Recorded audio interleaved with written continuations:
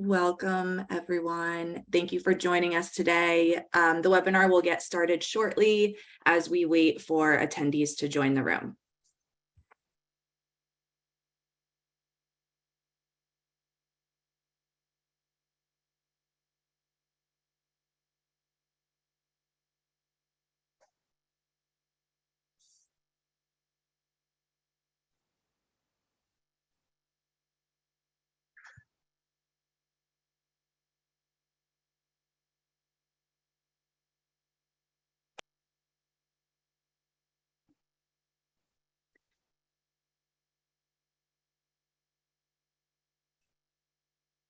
All right.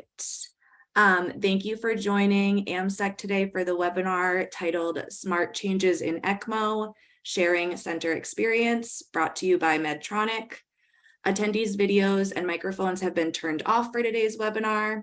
If you have any questions for the presenters, please be sure to enter them into the Q&A section on your screen.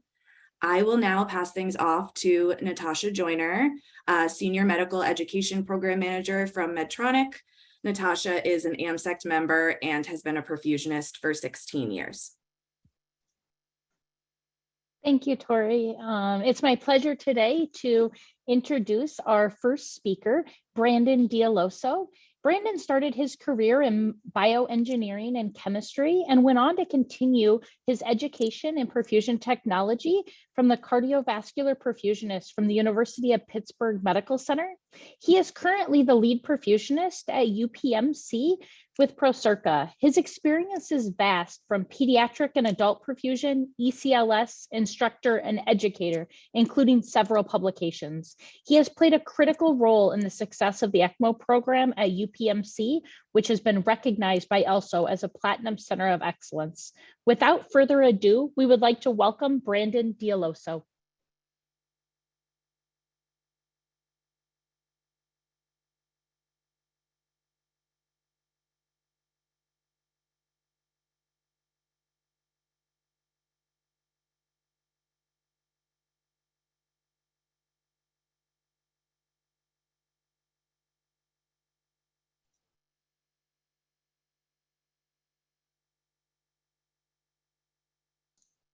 I apologize. It looks like we're having a little bit of technical difficulty. We'll restart Brandon's talk here in just a moment so that you can all hear his insightful information that he has. We apologize for the technical difficulties.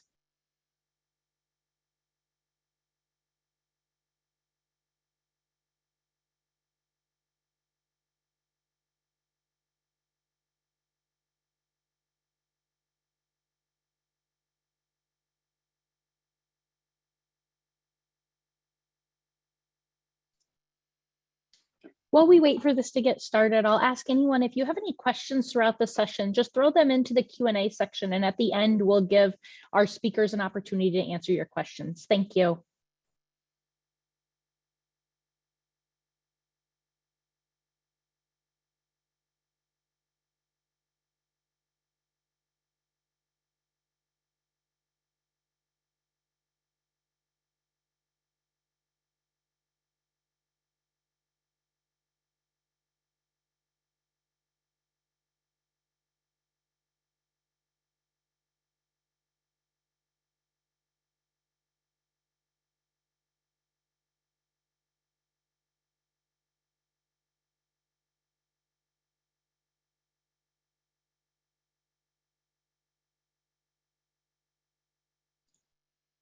Technology is great when it works, guys, doesn't it? But again, I apologize. We'll continue to work on our end to see if we can't get the audio of our presentation to work.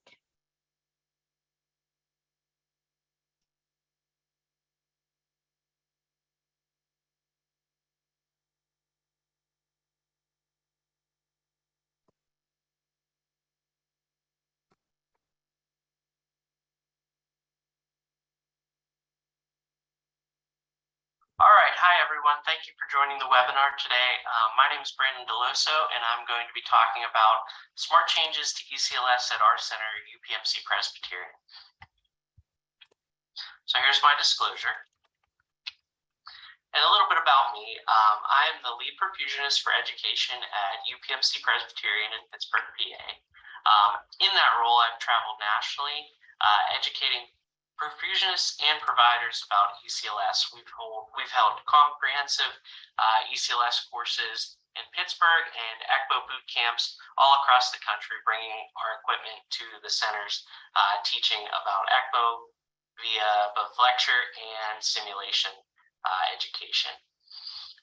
Additionally, in my role, I focus a little bit on research at UPMC. I'm working with our cardiac surgeons in developing some new ex vivo heart technologies. I think this is a really exciting field, and it sort of stems from my background in biomedical engineering at the University of Pittsburgh, where I worked on oxygenator design, and also how I found out about perfusion and have gotten into this career. So UPMC Presbyterian itself is a level 1 trauma and transplant center in Pittsburgh, Pennsylvania. We've done around 2,000 ECMO patients to date, whether those are VA, VV, some type of hybrid, BiVAD, OxyRVAD, you name it, we've done it at UPMC Presbyterian. We've performed around 120 to 140 ECMO runs per year, with our largest year being the COVID pandemic when we did 140 ECMOs. In the next few years, we will be consolidating all of the cardiac surgery within the city of Pittsburgh that is a UPMC center into the UPMC Presbyterian Heart Transplant Institute. That's this picture here in the center of the slide. This hospital will be in Oakland, Pittsburgh, Pennsylvania, at the current site of UPMC Presbyterian. And also last year, we were honored to be designated an ELSO Platinum Level Center of Excellence by ELSO. And, you know, that leads into the quality improvement initiatives that we are going to be discussing today. They are part of what our center is doing to maintain our level of excellence.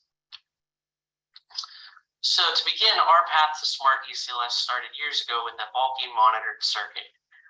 We have a picture here of a circuit that has pressure monitoring and, you know, other devices. This isn't even as bad as it was, but this is where we're starting. And since then, we've moved to a more streamlined circuit that has simply an inlet sampling port and an outlet sampling port, along with the pump and oxygenator. We do not monitor the pressures around the clock. They're only connected to be measured in the event that someone thinks there's something wrong with the circuit. During the COVID pandemic, we had to put this circuit a little bit to the test. Things got very busy and we were measuring a lot of pressures. So this leads into our smart circuit. And we were lucky enough to be part of the early release of the Nautilus Smart, and we had the pressure measurements built into the oxygenator. We still maintained a sampling port pre-pump and post-oxygenator for gases in the event that someone had a question, but we were lucky to be able to use the Nautilus Smart through the COVID pandemic. And that's really going to be my focus of my talk today. So to get to our smart circuit, taking a step back, we began a new device vetting process as a quality improvement initiative at UPMC in 2020. And our goal was to take a small sample set of new devices and discuss early data of using those devices with medical leadership prior to widespread adoption. And these devices were to be implemented on all FDA cleared but new to UPMC devices. So we began and first used this process with oxygenators. New PMP oxygenators were being released in 2020, and due to supply shortages and back orders, we decided to evaluate these new devices. And those devices were the Abbott AMG PMP Ecmo module and the Nautilus Smart module. So we customized this device vetting process for oxygenators and created a data collection sheet. We were looking at pre and post patient gases and pressure measurements at predetermined intervals. From this, we were able to accrue data on delta P, gas exchange, and length of service life, and these were our primary endpoints for our vetting process. Additionally, at this time when the process was being designed, we looked at our oxygenator changeout algorithm and sort of reviewed it to make it up to date with our current practices. So we looked at some oxygenator changeout algorithms from the literature, and we compared that to ours, and ours was pretty much in line with what the literature was suggesting. For hemolysis, we were looking at a sustained elevated LDH, not necessarily focused on the number per se, but if you can look at the clinical data and say that the patient's hemolyzing, then we would be changing the circuit. For clot, our most important indicator there was our delta P. If that was greater than 50, and more importantly, rapidly increasing with a concomitant drop in flow, we knew that the oxygenator was going to need to be changed out. And finally, our most important and most common failure was gas exchange, and we set our PO2 on the outlet level. If it was less than 200, then the conversation about changing the oxygenator needed to be had.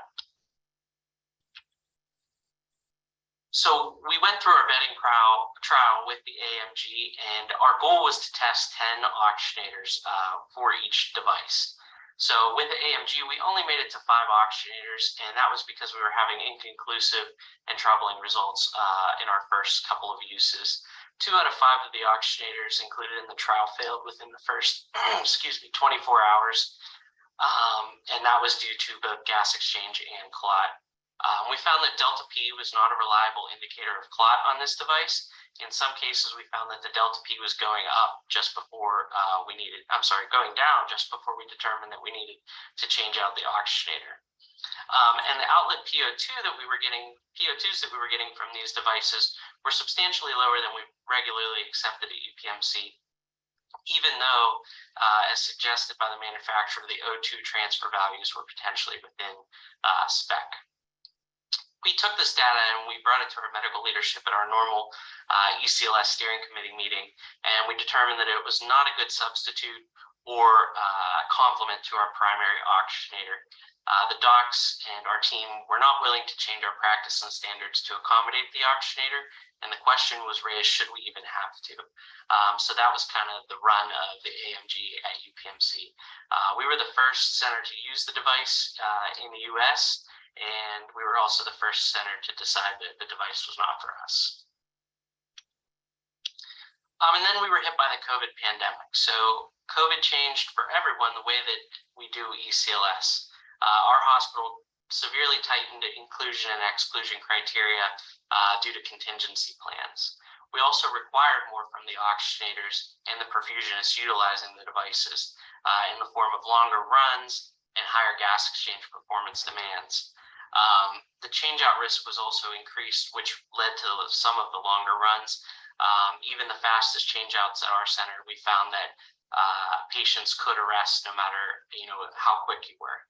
And finally, supply shortages changed the way that we were doing ECLS.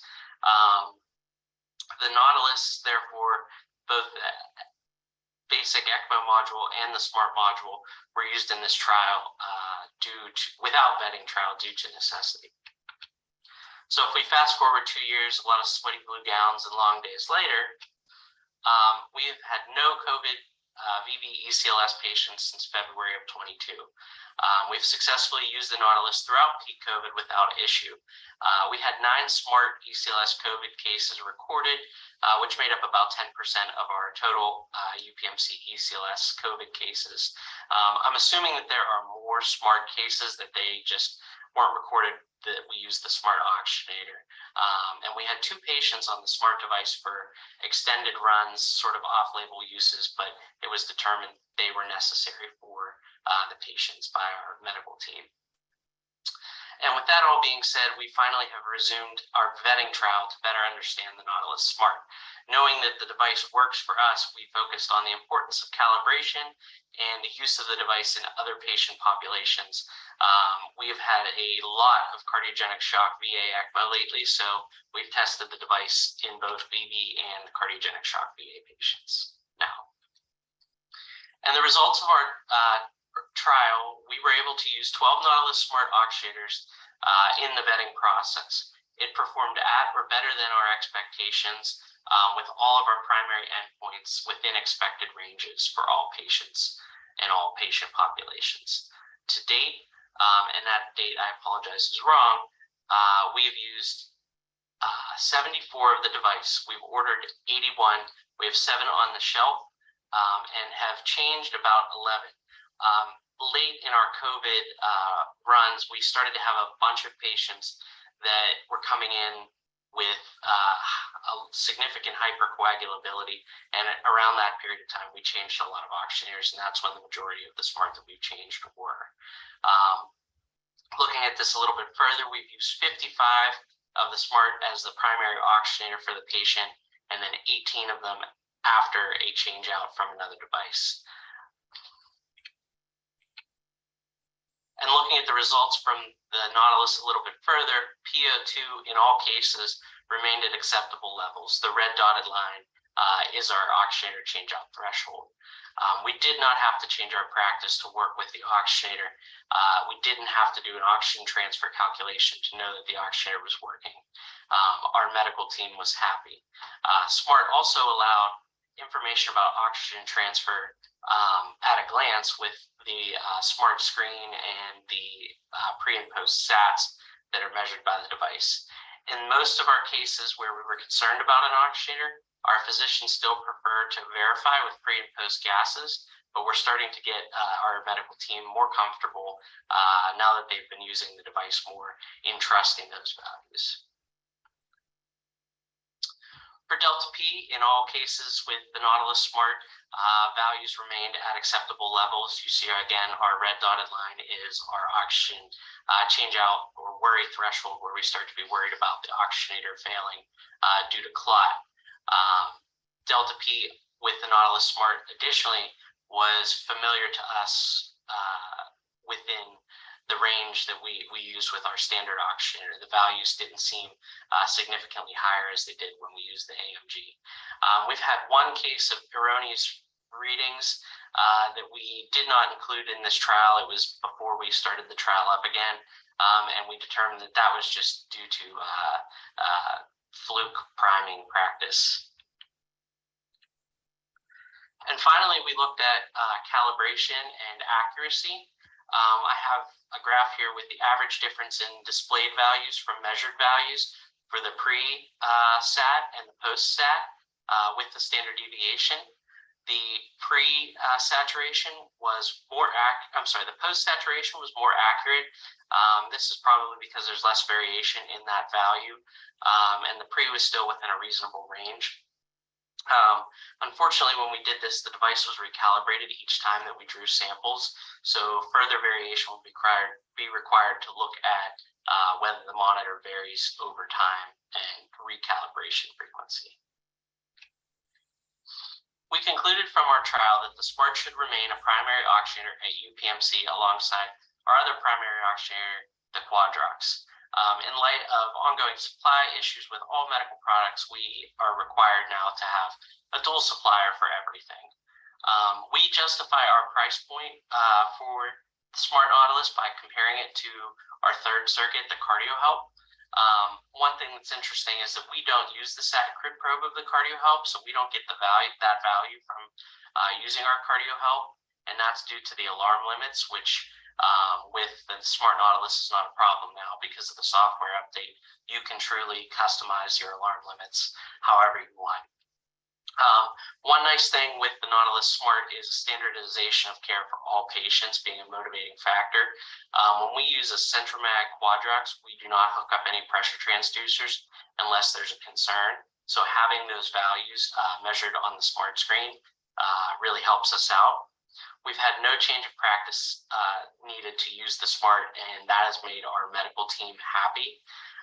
Flexible alarm limits now mean that we are able to transform the oxygenator and fine-tune the alarms to our standards, which will help us with our future workflow goals of transitioning from a perfusionist bedside to a nurse bedside perfusionist in-house model.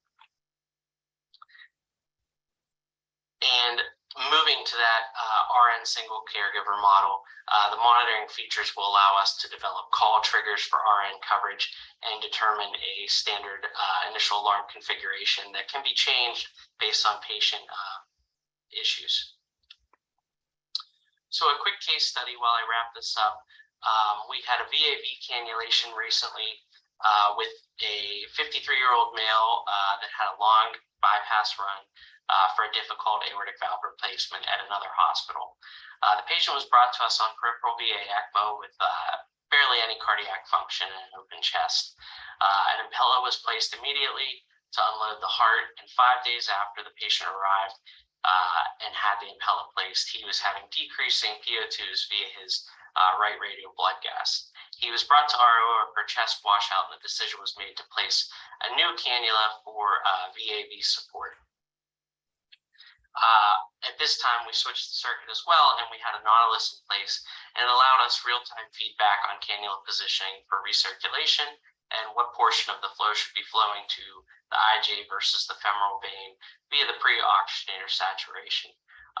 The patient had a lack of reliable pulse ox due to no pulsatility, so these values were key in helping us optimize support for this patient. Another quick case study, this was back during COVID. We had a 45-year-old male who was diagnosed with COVID in February of 2020. 2021. He received ECMO in March for worsening oxygenation requirements and was waiting for a double lung transplant. After being on support for a while, he would require oxygenator changeout, and all changes were due to the Nautilus Smart per MD request. As you can see here on this graph, the patient had an extended run on one of the Nautilus Smarts that he was on. And again, this was off-label use, but necessary for the patient as the environmental team. The nice thing about having the Smart device is we had the ability to mobilize him within his room a lot easier than if we had a monitored circuit that was connected to many different lines. And as he was waiting for lungs, we did just that, standing him from his bed to his chair 3 times a day. And again, having the Smart Nautilus allowed us to do this a lot easier. Bit of happy news now, he survived 317 days in the hospital before he was transferred to Northwestern for a double lung transplant. He was on ECMO for a total of 190 days, and now he's rehabbing in Chicago and hoping to get home for a Permandy sandwich and Steelers football in the next month or two. To summarize, the Nautilus Smart has completed the oxygenator venting trial at UPMC and surpassed expectations. We've supported 81 patients to date, and having the device has aided in our clinical decision-making by providing a data point that we previously did not measure. It also standardizes pressure measurements across the majority of our patients. In addition, one side effect that we didn't expect, but that will really help our ECMO program is the device itself supports future quality and research initiatives by allowing us to get some of this information a little bit easier than drawing blood samples and doing more invasive things like that. Things that we would like to look at in the future are sweep values over time between our Nautilus Smart and Quadrox patients, and an ideal calibration frequency and starting alarm limits that we need to be using at UPMC. With that, I thank you for listening, and if we have any questions, we'll take them at the end of the webinar. Thank you. Thank you so much, Brandon. We really appreciate you sharing your experience with the Nautilus Smart with all of us. And we will take questions at the end, so feel free to add questions into the question and answer section at the bottom of your Zoom. Now I would love to introduce to you guys Larry Garrison. He has a vast experience as both a clinician and in industry. Larry graduated from St. Vincent's Heart Institute School of Cardiopulmonary Perfusion in 1998. Larry went on to attain his MBA and his Ph.D. from Grand Canyon University in Cognitive and Instructional Psychology, looking at the critical oxygen delivery during cardiopulmonary bypass. Larry is the Director of Cardiovascular Perfusion at Franciscan Health, Central and Western Indiana. It is a pleasure to welcome Larry today to discuss his center's use of the Nautilus Smart Oxygenator for ECMO patients. Good afternoon, everyone. Thank you for joining this presentation on the Nautilus Smart Oxygenator, our experience at Franciscan Health. And to get the business out of the way at the very beginning here, I am in fact a paid consultant for Medtronic. My name is Larry Garrison, and I am the Director of Cardiovascular Perfusion for Franciscan Health in Central and Western Indiana. Our Western Indiana campus is on your left, in Lafayette, and our Central Indiana campus is on your right in Indianapolis. And the title of today's presentation is the Nautilus Smart Ecmo Oxygenator, the Franciscan Health Experience Monitoring at a Glance. So for us, this is where it all started. This was the beginning of 2020. I think it was in the spring.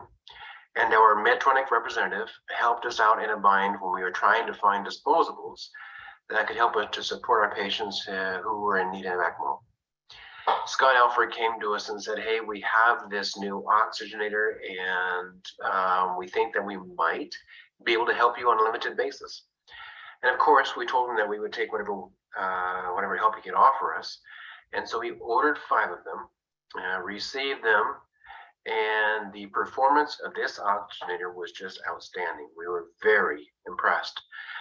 And I think we used a grand total of 15 of these before we switched over to the smart version. With respect to performance, there really is no difference. It's just the information that the Nautilus Smart is able to provide versus what the non-smart version can give you. The monitoring aspect of the non-smart version is going to have to be received from other monitoring devices. So it is really nice to have the smart version of this oxygenator with all the information available to you at a glance, which will be obvious as we continue through this presentation. So everything I'm about to say does in fact apply to both oxygenators, the non-smart and the smart version, except for this area right here, which applies only to the smart version. So one of the things you'll notice about the oxygenator when you first start using it is that you'll see that the blood enters here at the venous inlet port and begins a vertical trajectory towards the top of the fiber bundle. So it goes in this direction. And once the pressure is greater up here at the top of the fiber bundle than it is in the more distal regions, which is going towards the arterial outlet. The blood begins a horizontal trajectory, so it enters here, goes north through the very face of the oxygenator into the top of the fiber bundle. Pressure builds up, and then this pressure over here, the blood takes the path of the least resistance through this region here, and then it goes, so as it goes up, and then it begins this horizontal trajectory through the balance of the fiber bundle and eventually exits the arterial port. And so the ports here on this oxygenator, the very top here, the very top port, and the port here, we have taken multiple blood gas samples, and the characteristics of the blood in this region and the blood in this region is virtually identical. So we really haven't found much difference over multiple samples. And one of the things that I think that it owes to is this circular geometry right here. There are very few areas of stagnation. And while it's not likely that all of the areas in this entire fiber bundle have precisely the same flow characteristics, and some lesions are to be expected over time, those are minimized by these filling veins, which these filling veins are here. So as blood enters the oxygenator through the venous inlet port, these veins facilitate an upward trajectory that I mentioned previously, towards the upper portion of the fiber bundle. And as mentioned, once the vertical trajectory is complete, a horizontal trajectory then ensues. Now, turning our attention to the smart version. I'm just trying to get rid of this here. Here we go. Okay. The one thing I want to show you is the status bar. Okay, so the status bar illuminates in different colors: green for go, yellow for caution, and that's kind of the yellow will give you tell you there's an alert condition. So as you might imagine, you're able to set parameters, and based on whether those the values that are being displayed are inside those parameters will tell you whether or not you have a green status bar, a yellow status bar, etc. So there are some features of this display that you should probably be aware of. And what you'll see over here, this is the arterial side of the display. This is the venous side of the display. And here is your delta P. Here is where you're going to save and calibrate your blood gas or your values for your saturations. And just one added note here, this is in fact an arterial outlet temperature. And let me get rid of these things again. And there we go. We'll just move these out so we can see what I can see what I'm doing. Okay. And here, the last thing I want to mention is the status bar. And then over here, there is in fact a mute button. I'll show you that later on. And here you can change the orientation. This area here, you can change the orientation of this entire screen if you choose to. Along with the battery status bar, there's also an AC status power. So you do have AC power that goes to the oxygenator and 4 AA batteries as a backup. So this image on the left is the system we use on an everyday basis. Starting at the bottom of the cart and working our way around is the microtemp from Cincinnati Sub-Zero. From Abbott, we have the Centromag console, the centrifugal pump, the Centromag, and then we have the monitor itself. For our gas supply, we have the, I believe it's the Max Blend 2 from Max Tech. And it also has a built-in oxygen analyzer right here. We then have the Medtronic BioTrend and SACRET monitor, and we use a Corteva coated tubing pack. And then right here, this is the business end of the circuit, which is the Nautilus Smart Ecmo module. Now the image on your right is this exact same circuit, except for it's just in use. As you can see, we only use the arterial sensor cable here, which displays the arterial saturation and the hematocrit, and both of those can be calibrated on the BioTrend.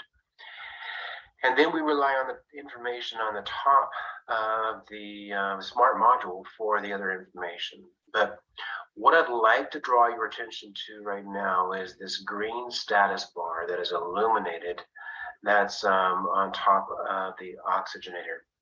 It informs us that there are no alarm conditions present and that the pressures, including the delta P, the venous and arterial saturations, as well as the arterial temperature, are all within the parameters that we have set.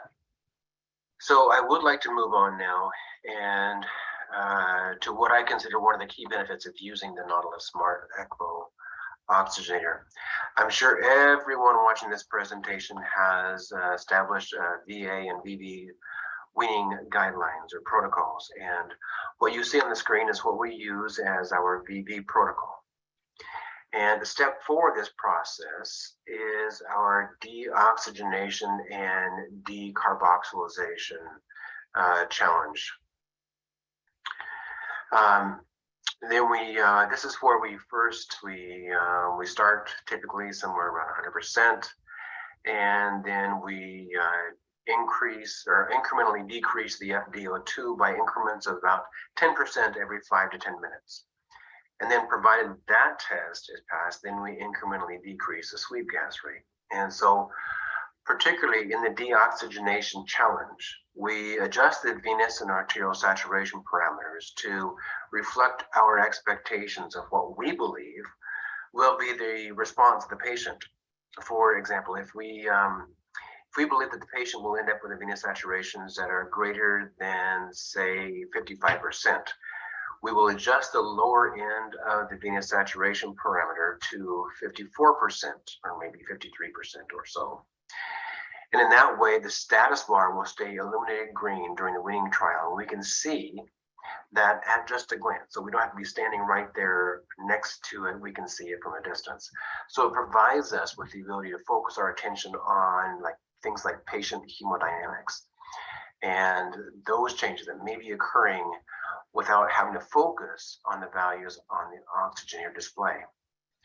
And as a side note, as well as a visual cue of the status bar turning from green to yellow in the event of an alert condition, there is also an audible alarm that is noticeable.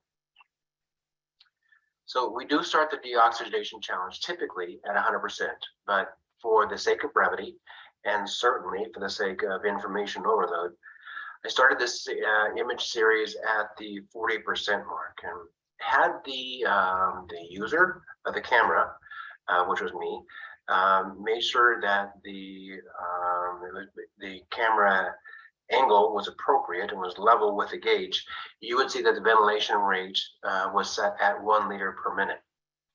Now, for this test, the decision was made to temporarily turn off both the venous and arterial saturation alarms, which you can see right here and right here. Additionally, the delta P alarm was also turned off so that when the patient coughed, it would not set off an alarm and interrupt the weaning trial. And here we are at roughly 30%, and the patient is continuing to tolerate the deoxygenation challenge pretty well. As you can see, the inversion of support has started, where the venous saturations become greater than the post-oxygenator or arterial saturations. And the next step is to see if we can get this patient onto room air. And sure enough, here we are at roughly room air, and the support inversion can be clearly identified. The mixed venous saturations have surpassed those of the post-oxygenator saturations, and by all appearances, this patient has in fact passed their weaning trial. And so for us, the Nautilus Smart has made the weaning process much more efficient than it was previously. All the information that it provides helps to give us peace of mind and confidence. But yet another component of the peace of mind and confidence is the longevity that an oxygenator can provide while maintaining efficiency and effectiveness. And as you can see on your screen, this is an image of a Nautilus Smart oxygenator at day 48 of use.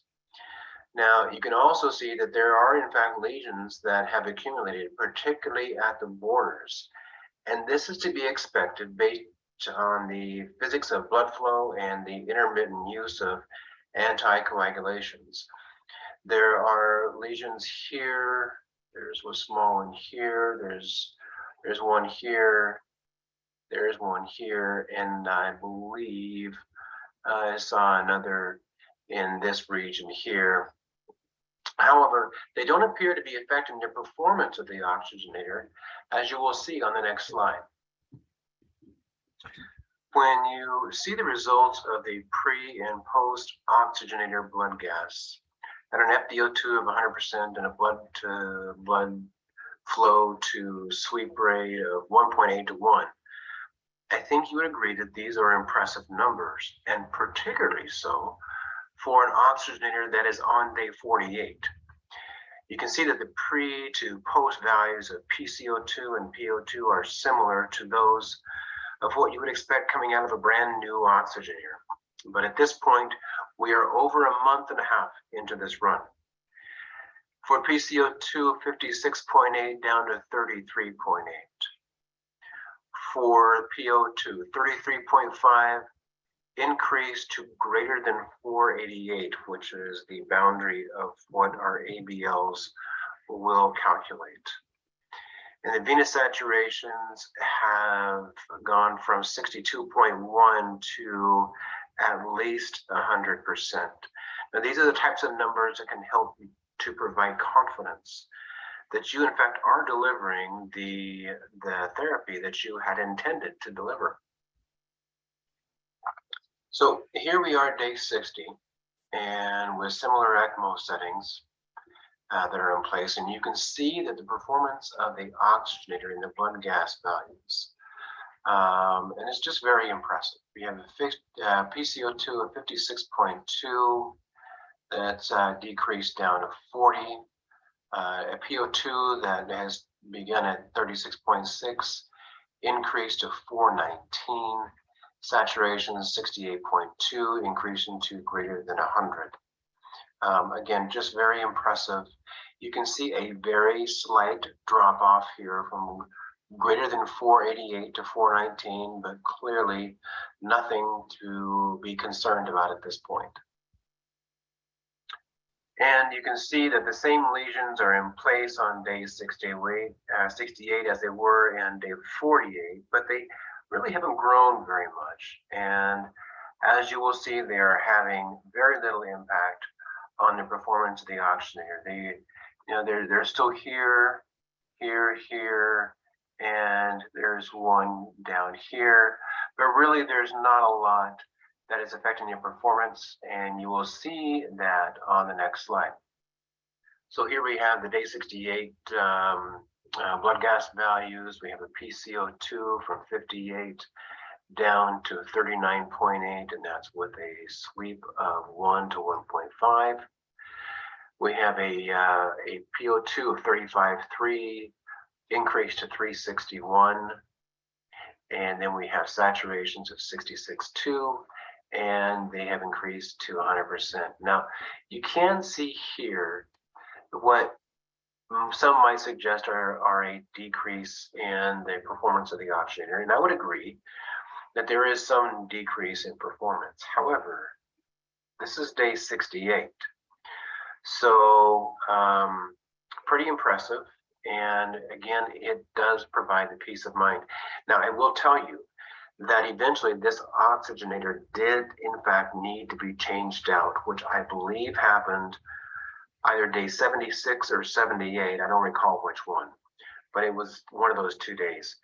And quite frankly, longevity is something that we have come to expect with this oxygenator, even in the face of things like fibrinogen values above 600 and D-dimers around or perhaps exceeding 20,000, as well as an intermittent use of an anticoagulant. So we are very impressed with this oxygenator, and we'll continue to use it moving forward.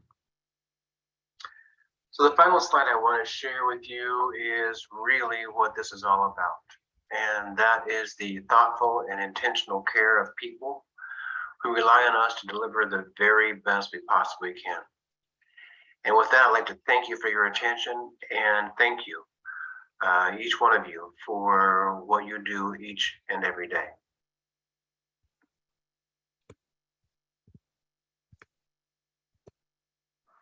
Thank you so much, Larry, for a very detailed presentation and walking us through your experience with the Nautilus Smart. And I thank both you and Brandon for sharing today with your experience.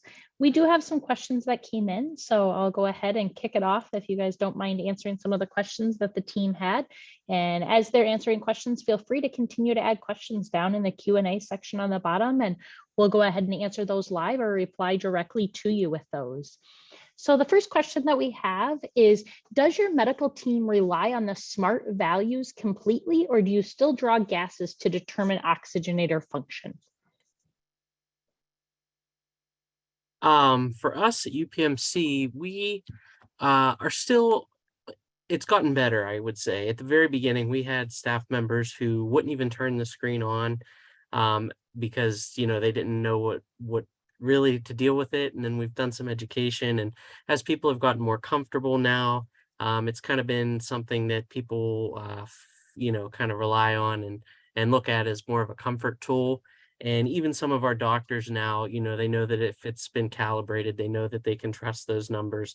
If it's not a real, you know, emergent situation, and they know that, you know, maybe in the next couple of days it'll need change, but the numbers still look fine. We've definitely gotten away with not doing some of those extra gases that we've done before in the past. And funnily enough, we even had one patient, or actually a couple of patients, who have gotten used to seeing the numbers themselves. And we had to order more power cords because we had so many patients on that all wanted to see the numbers. So we had to get more power cords to power all the oxygenators. So I would say we're not there all the way yet, but we will be soon, and it's definitely getting better. Awesome. Thank you, Brandon. How about you, Larry? Does your team just rely on the SMART, or do you still draw gases, and where do you see that going in the future? So that's a good question. I think that we had a tendency at the very beginning to rely to draw more gases than we do now. Once we became comfortable with the information that we were getting from the Nautilus Smart unit, that obviously that you know, that went decrease. So so say we might do say 2 blood gases a day, or in a 12-hour shift, maybe back that off to 1, and eventually you do your calibration gas, and then you just leave it alone, because what you realize is that there is this inherent variability, and you're going to have to calibrate it at some point. You know, it's at some point during the day. It's always, we believe it's always good to calibrate it at least once a day. But I think that you can rely on those values that you're seeing once you've done that exercise throughout the rest of the day. So we try to do that. We try to get it done by 8 o'clock in the morning, and then that way we know we are good for the entire rest of the day. And then I think everyone's pretty comfortable with it after that. Awesome. Thank you. And Stephanie, thank you for your question. Hopefully that answered it well. I appreciate both of your guys' responses. The next question that we had that came in was, how has your workflow changed with the adoption of the Nautilus Smart Oxygenator? So Brandon, I'll go first, and Sure. I'll let you go. So, you know, for us, you know, because we had been using different oxygenators, and one thing that became very, very clear was that we no longer had to use pressure domes. So we reduced the areas of stagnation, you know, just less areas of thrombus formation. So that was, you know, there are fewer interventions on that end. What we found also was we had more reliable pressure transducing, because you get those, you know, pressure domes, those transducers, and you get that the stagnation in those areas, and then you look at your screen or your console, and it says that the pressure is this, and you notice it's not moving at all, but the patient is moving, and think, well, it's probably not accurate. So you go there and you find out that truly, in fact, you have a thrombus in that pigtail. So you have to remove that. So you're inside the circuit, you're playing with the circuit. So, you know, bad things can happen when you start doing that too frequently. So the more times you intervene, obviously, the more risk there is. So we know that the pressures that we get from the Nautilus Smart are accurate because we do measure it against other with other devices. And so they correlate very, very well with other devices. So we're confident in the values that it's giving us. And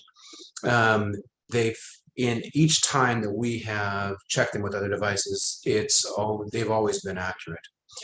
And as you know, and Brandon, you can speak to this as well. But obviously the fewer component and oxygenator changeouts, obviously you're introducing less risk to the patient. So that's just a huge advantage that this oxygenator has brought to us. And you're changing out, when you do have to change one out, you're changing out a single component versus changing out the entire circuit. So it's a game changer, and for us at least. I understand that people have all different kinds of practices, and they might do different things. They have multiple circuits, but for us in our center, it truly was a game changer. So Brandon, I don't know what your experience has been, but please go ahead. Sure. I would say that for us, it's been a game changer in somewhat of the same way. Before now, we would really only measure pressures if we were having any sort of issue with the patient. So now using the Smart has really standardized the practice of having pressures available for all the patients. So basically any patient, whether they're on our cardio help or now they're on the Nautilus with our Centromag, we know what those values are. So we have added data anytime we're trying to make a decision about anything. Additionally, for us, being that it is sort of our second, one of the two circuits that we have, now we have sort of an algorithm for which circuit to build, based on what we have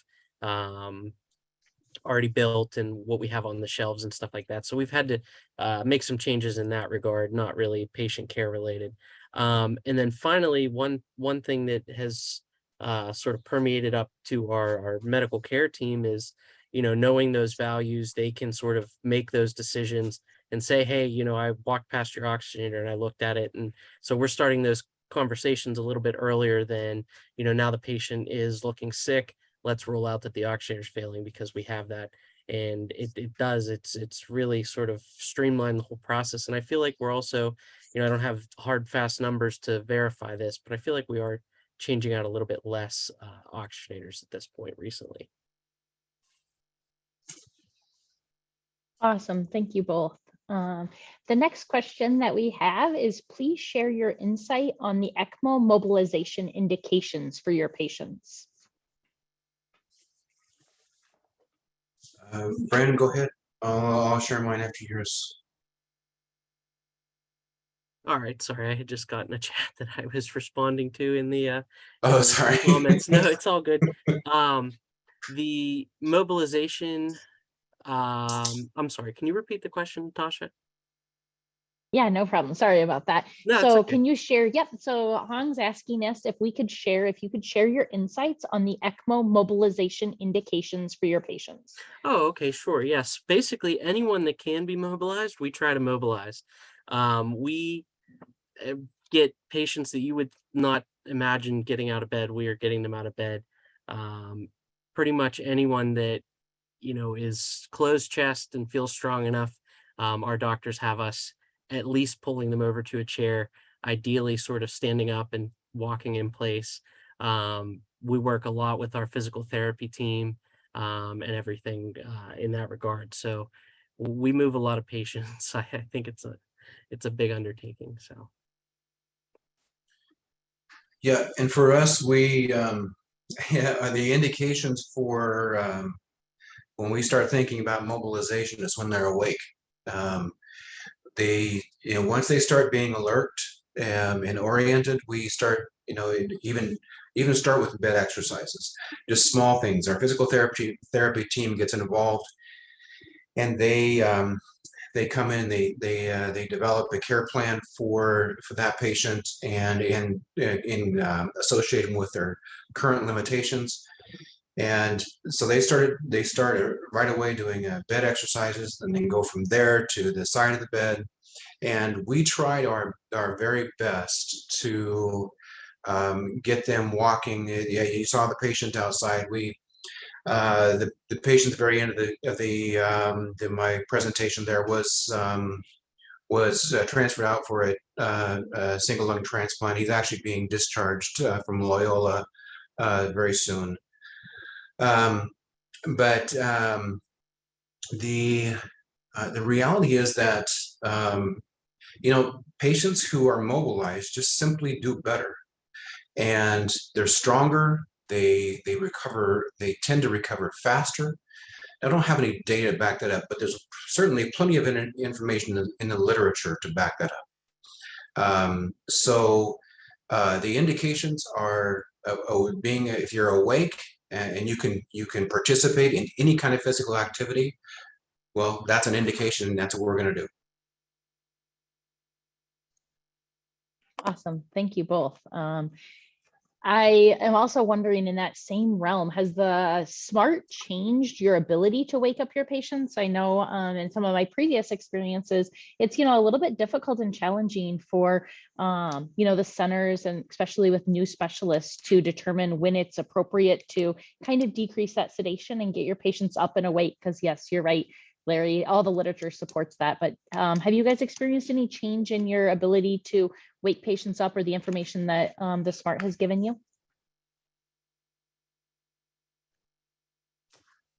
I would say that would be more of a question for our physician team. I can't really comment on it. Through COVID, we had a lot of patients that we kept out because we just weren't able to keep them awake with a PO2 compatible with life, we'll say. So, yeah, I'm not sure. Larry, do you have any? Good question. You know what? I don't. That's a tough one. I don't honestly, Natasha. I don't know. I've never really thought about it, and I'd have to go back through and try to figure it out. I don't know.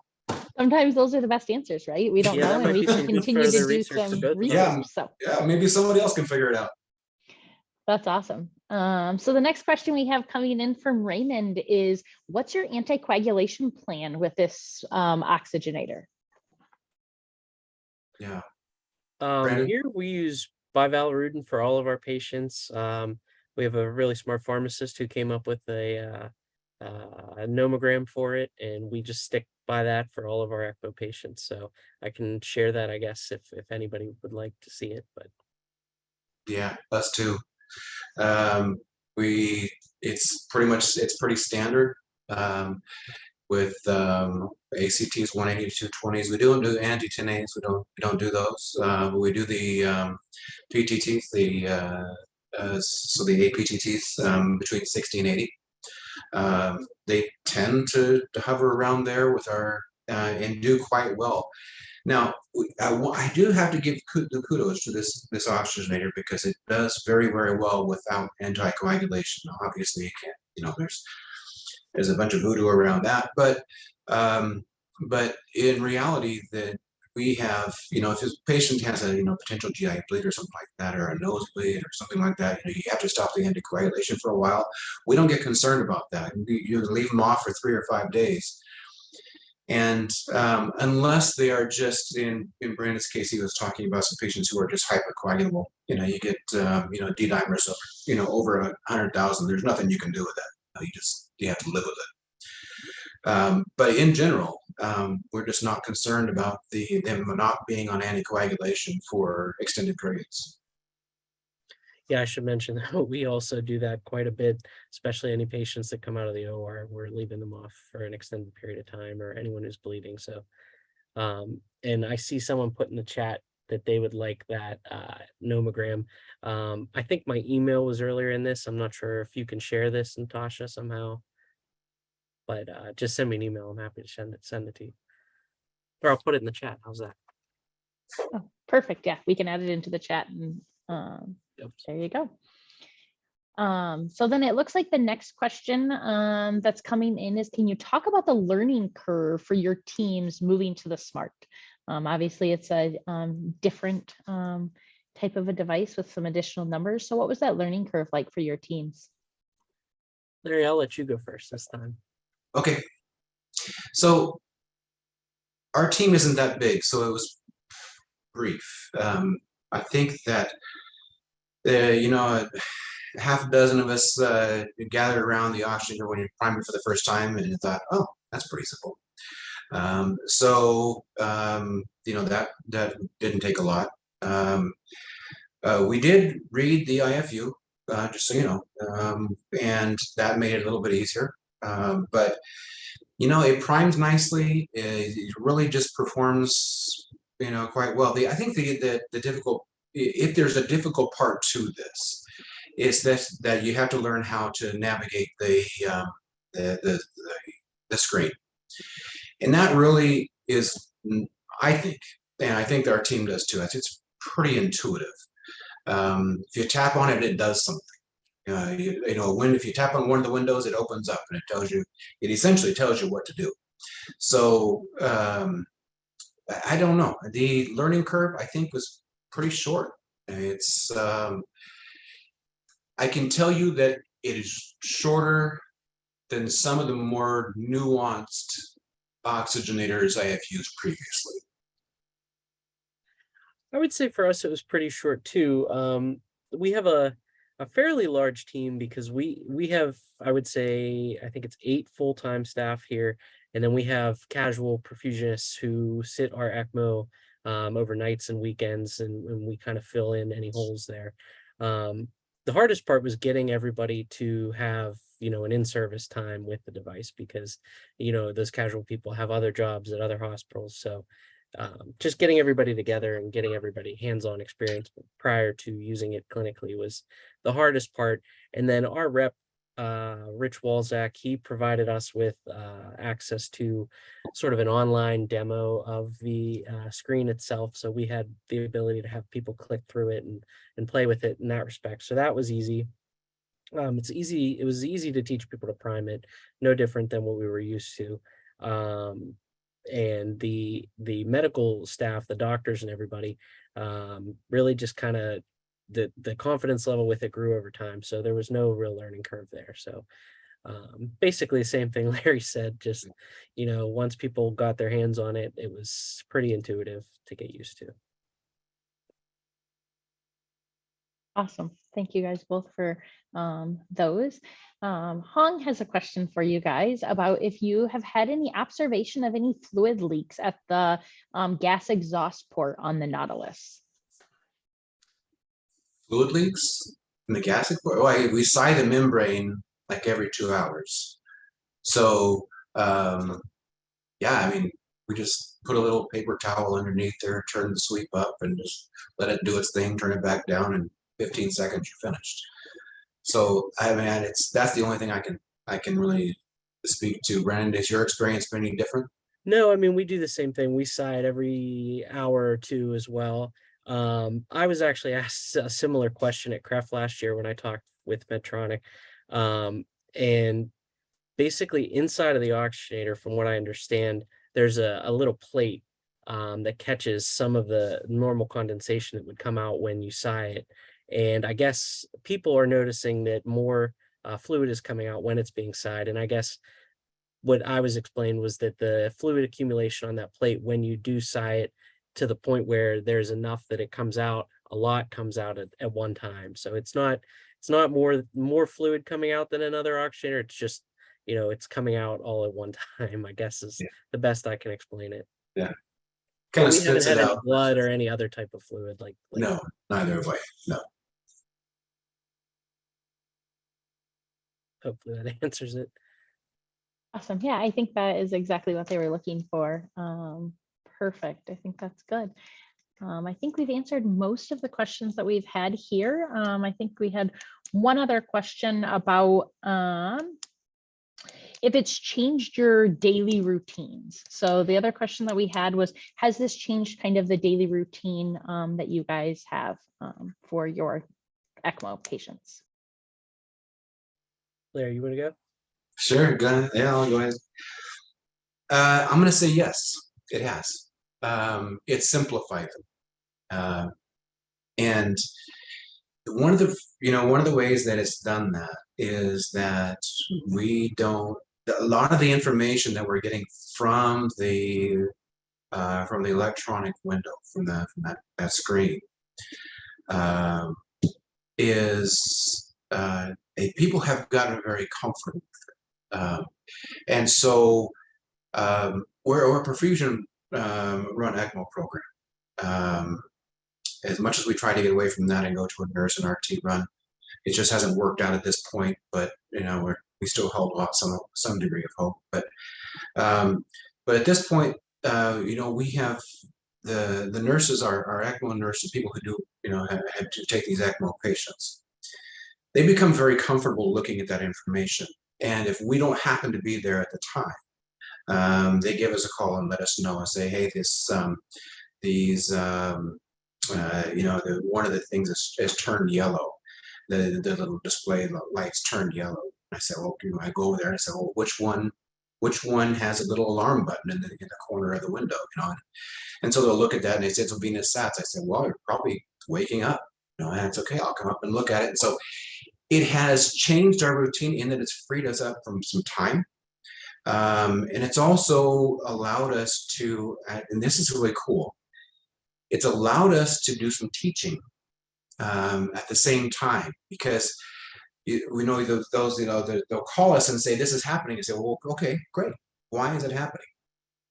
And it's like, well, I don't know. And then you go through this process, and you get to tell them, why those things are happening. And it's really, I think it's just like anything else. You have more information available to you. There's more information to talk about, and there's more opportunities to learn from that. So in that respect, yes, it's absolutely changed our daily routine for sure. Awesome. Thank you so much. And it looks like we are at time. So it looks like I've been given the red stoplight that we need to kind of wrap things up. AMSEC needs to move on to another webinar. So I thank all of you guys for participating today, joining into the chat. And a special thank you to Brandon and Larry for your time and talking about your experience. And thank you for AMSEC for this opportunity. Thank you all. Thanks, everyone. Thank you all.